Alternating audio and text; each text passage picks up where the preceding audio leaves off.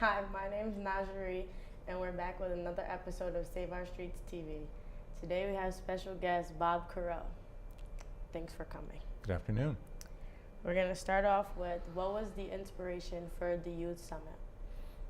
I think the inspiration for the Youth Summit that was held here at Proctor's was mostly kind of, we have a lot of adults in the community who I think are very passionate and have a lot of concern for youth.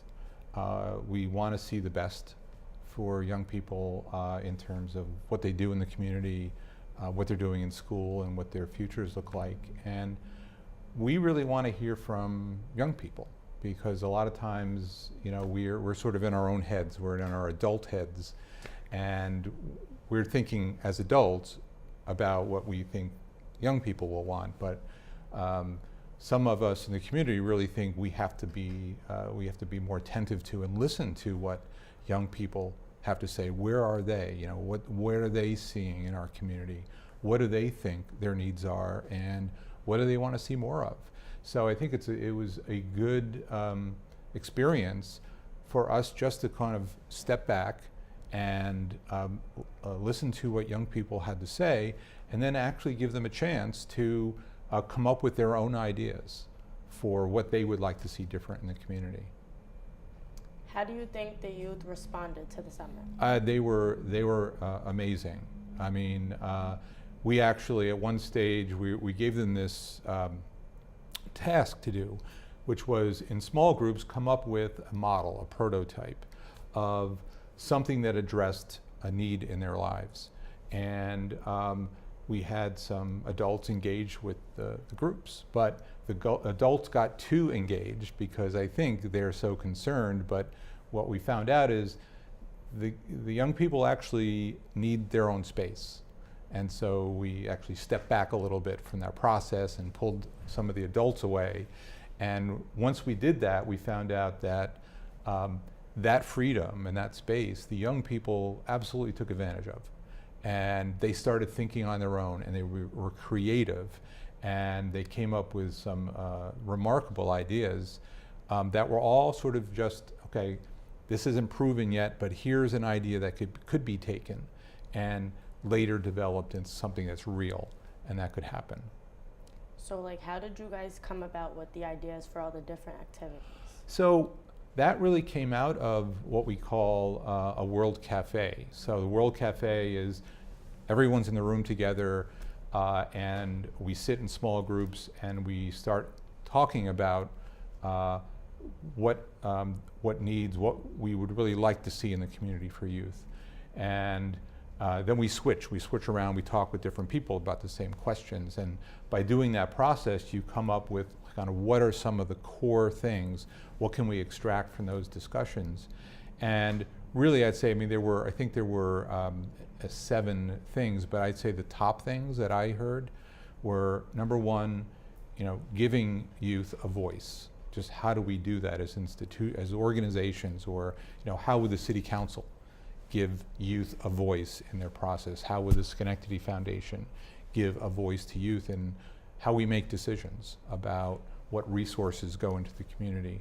I think another thing we heard was very common, the need that young people feel for just safe places to be together and to engage in things that really interest them. And the takeaway was the feeling that there aren't enough of those places available, or they're not accessible, or if they are, maybe the kids don't know about them. And so that has brought us to another thing about getting the word out. That was another common thing. How do we, both adults and young people, get into a process where we can be letting people know where things are, when they are, how to take advantage of that resource or that event or that program, and how can we do that together, so that it could be a combination of, you know, maybe there's a website, or maybe there's an app, or maybe there's flyers that get distributed, and students are part of getting the word out to their peers.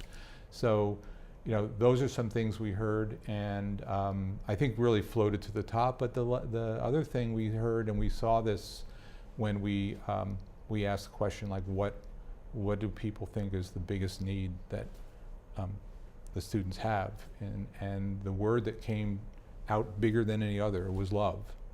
And you could really tell it was very, it was a kind of emotional thing that young people are looking for emotional support and feeling that they're not always getting that in a consistent way.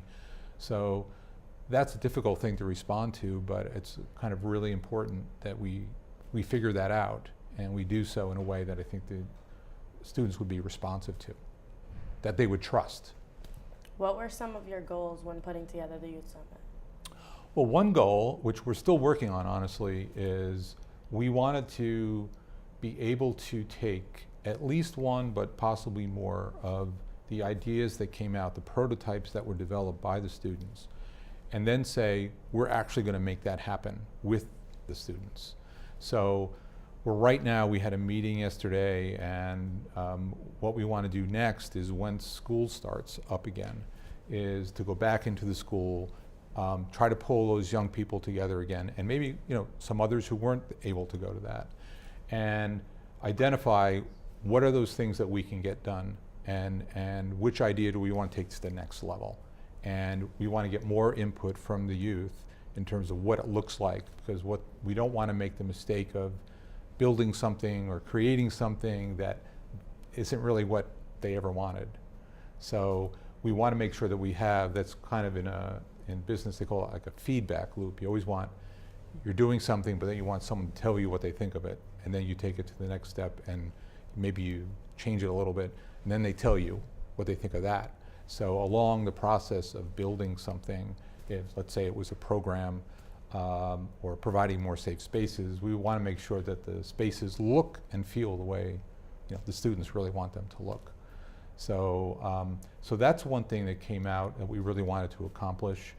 The second thing I think was really just to give the students an opportunity to vocalize and to be heard, because that was another thing that definitely you heard in the room, wanting more ways that they could express what they're feeling, what they're seeing, and how they want to see their community change. So that was great. And then the third thing really was to almost force us organizations to be in a state of listening and learn how to do that better, because I think, as I mentioned before, maybe often our reaction is to, oh, I need to help, I need to do something here, and maybe we don't. Maybe we need to give some space to young people and give them the spotlight.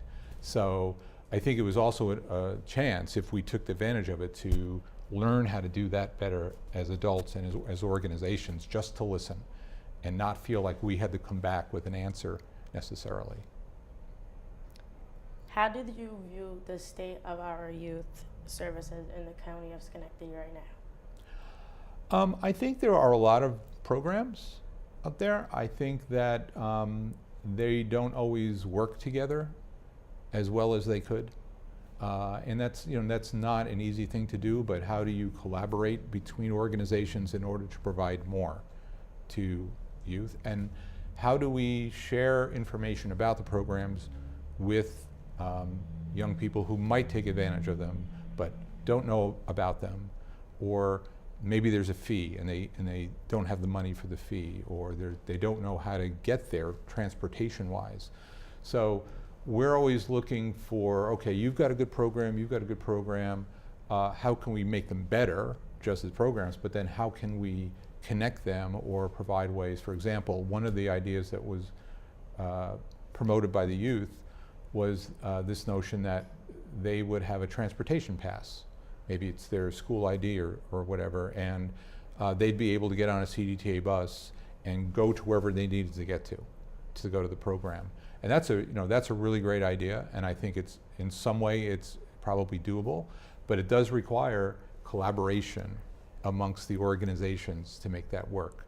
So I think that's the hardest thing for us to do, and our goal really is to get that interaction going and just have organizations not just go ahead and start doing that kind of work. They don't necessarily need to wait for to get a grant to do it. Sometimes you need extra money or resources, but sometimes it's just, I'm just going to pick up the phone and call that person, and I'm going to find out, how can we work together?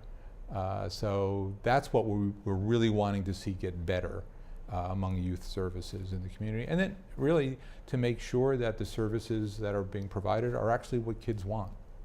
What's going to be useful to them in their lives, make them feel better, make them feel safer, more connected. And the other thing we heard, I think, from kids is they're looking in some cases for a pathway, like, what could I be when I grow up? Like, what does that look like, and how can I get there? And it's not always clear, how you get to there from here. So I think that's another place that organizations can do more consistently together to provide those kind of pathways for young people. So do you guys have any upcoming events?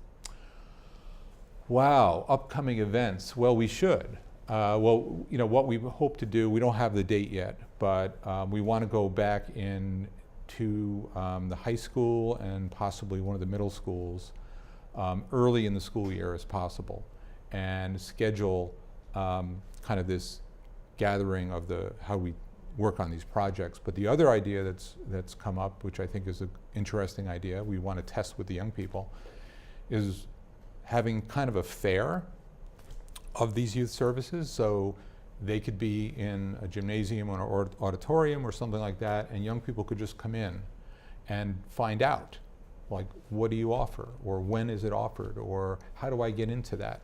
So it won't be such a mystery as to how to do that. So we're hoping to get those events in September and maybe early October. I think that's it. Yeah. So thanks for coming, and I hope everything is working out as you guys planned for it to.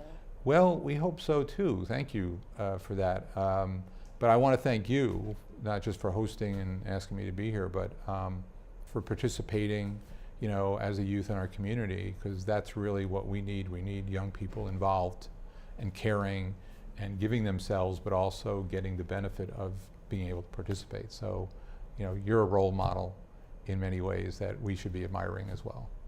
Thank you. Thanks for tuning in to Save Our Streets TV. We hope to see you next time.